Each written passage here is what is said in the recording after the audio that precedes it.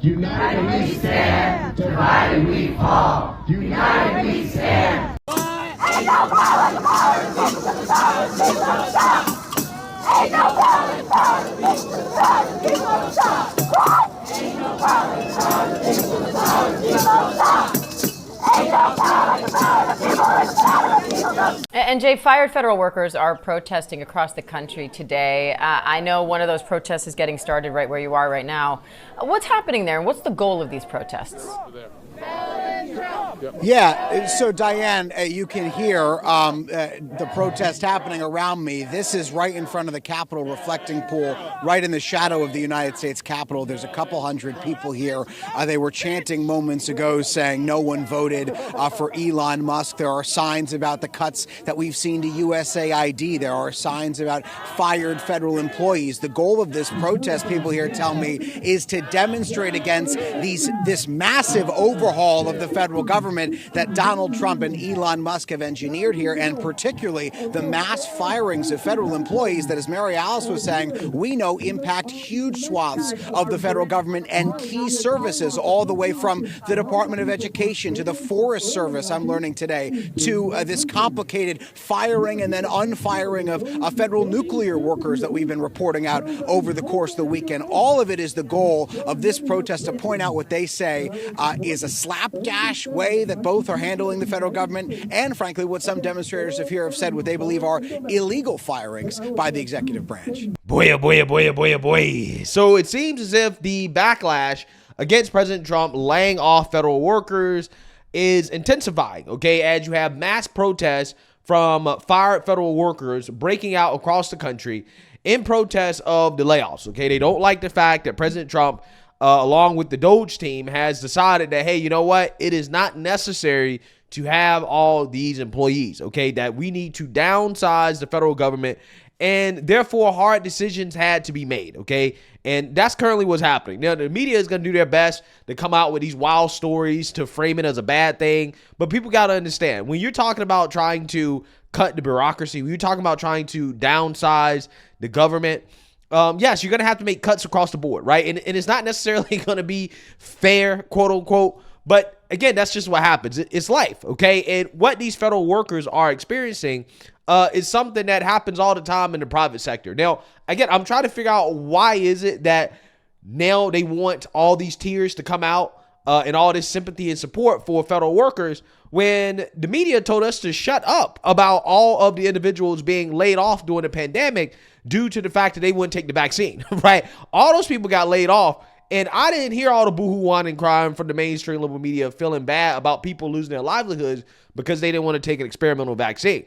Now, they want us to boohoo whine and cry about people losing their jobs, who, you know, rarely ever face mass layoffs, okay? Because the government, when they provide jobs, is typically pretty hard to get fired, right? You can expect to have that job for a long time, also with nice, cushy benefits, okay? It is very stable. And when you see instability in a career that usually provides a lot of stability, yeah, it can be a shock. But again, if you work in the private sector, you've probably experienced this before. So without further ado, let's react to this woman who claims that her and her supervisors fell to their knees in tears, crying over the layoffs, because it seems as if people like this could use a bit of advice about what to do and how to handle this. I lost my job on Thursday night, along with 200,000 other people in my department or my division.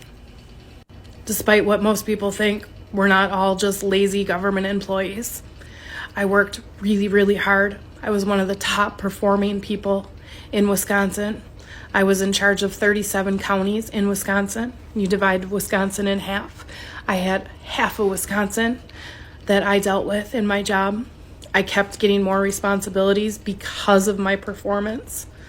I worked really, really hard. I've been there 8 years.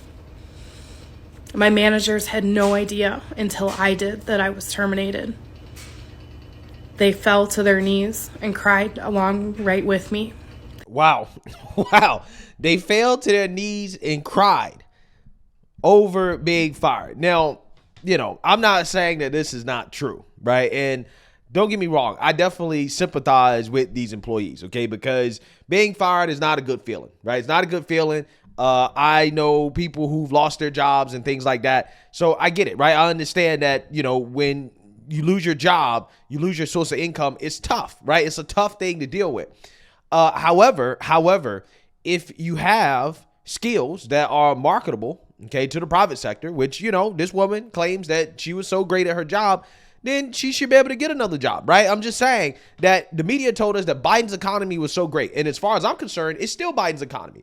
And if there are all these jobs out there, okay, if the job market is so hot, which they told us that it was for the last 4 years, then I'm trying to figure out what's the problem here, right? There should be companies waiting to swoop up all this talent that the government was employing, okay? I'm just saying. However, I don't think that's the case. I think that what a lot of these individuals are going to find out is that the so-called jobs reports, the amazing jobs reports from the Biden administration, were just the government hiring in order to make it seem as if the job market was great, right? They're going to find out, wait, the job market actually may not be that good, which is something that even the Federal Reserve Chair, Jerome Powell, came out and admitted that, hey, the job market, the labor market is cooling. In fact, you have some companies that are hiring like it is a recession, which means they are hiring less. And that's the experience that people are having when it comes to trying to find a job. Take a look. For Americans looking for work, the government's January jobs report is giving the first glimpse of the U.S. labor market this year. Karen Kafa has more from D.C. Slow but steady is how the U.S. labor market started 2025, maybe a little more sluggish than what some economists had expected. The Bureau of Labor Statistics said Friday that the U.S. economy created 143,000 jobs in January. Economists had forecast 170,000. The unemployment rate dipped to 4%. Among sectors leading job growth, healthcare, which added 44,000 jobs, and retail, which added 34,000. So what does this all mean if you're looking for a job right now? First, retail and healthcare are among the best places to look. Beyond that, some economists say companies are hiring like they would in a recession. So the flexibility and leverage job seekers had immediately out of the pandemic just aren't there. Anecdotally, some job seekers have said that the big jobs reports of 2024 didn't align with their personal job search challenges, and new data in Friday's report backs up that sentiment. The Labor Department revised its estimate of jobs created last year downward by 589,000, just shy of 2 million jobs created for 2024. The Federal Reserve intentionally sought to slow hiring with higher interest rates to tamp down inflation before cutting rates for the first time in 4 years in September. Now the Fed faces other factors in the labor force like Trump administration immigration policy and the current uncertainty for millions of members of the federal workforce. With the Trump administration not sworn in until January 20th, most of the month belonged to the Biden administration. And in a statement on Friday, White House Press Secretary Caroline Leavitt said the report, quote, underscores the necessity of President Trump's pro-growth policies. The February report, which will look at the first full month of the Trump administration, releases on March 7th. In Washington, I'm Karen. They had no idea. And I'll be okay. I've already appealed. I'm going to fight for my job back. I took an oath of office to fight for this administration. And although I don't agree what's happening or what's going on, please, I don't want to hear the negative stuff. I don't want to hear it. We're going through it right now. All us government, all us federal employees are going through it. So the negative stuff, it doesn't help. This sucks. It's horrible. But I could just really use my friends right now. I could really use some words of encouragement, maybe even some job leads, and to just be here for me, because this is absolutely devastating. You know what I love about this is that these people go to the internet for companionship, right? They go to the internet to be consoled, right? But they don't want to hear anything negative, right? You don't want to hear anything negative at all. Just positive stuff, okay? Only positive things, only, okay? If you say something negative, then that's bad. But, you know, I personally think that the best way to deal with a situation like this is to understand that it happened and to, I don't know, start looking for other jobs, right? You got to pick your head up, okay? I mean, you don't have time to be sad, okay? You get maybe, a day to be sad? You get a day. But after that, you just have to get back out there and try to find a job. Do what you got to do, okay? Going to the internet and boohoo, whining, and crying, that's not going to help you out, okay? It's not going to help you out. You have to understand, okay, this happened, But, you know, you have to believe in yourself and the skills that you have as an individual and go and try to find another job, right? It's just the reality of the situation. That's what so many people have to do when they get laid off, okay, justifiably or unjustifiably, when there's a recession, when the pandemic happened. This has happened before to people, okay? My supervisors are devastated. Nobody had any say. This came from way above. And they were told they were going to have say in who got let go and who didn't. And they didn't have say. My last review was phenomenal. Most of us work really hard. It's just like any other job, right? There's people that don't work hard and there's people that work hard.